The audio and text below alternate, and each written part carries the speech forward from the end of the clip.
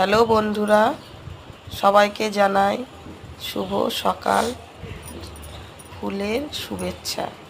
একগুচ্ছ ঘাসফুল দিয়ে সকালটা শুরু হলো।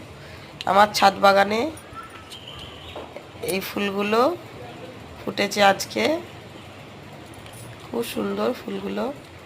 সকালটা আজকে মনটাই ভরে গেল ফুলগুলো দেখে। দেখেন কত ফুল ধরেছে গাছে, জবা গাছে, যে লক্ষ্মী জবা, প্রচুর লক্ষ্মী জবা ধরেছে।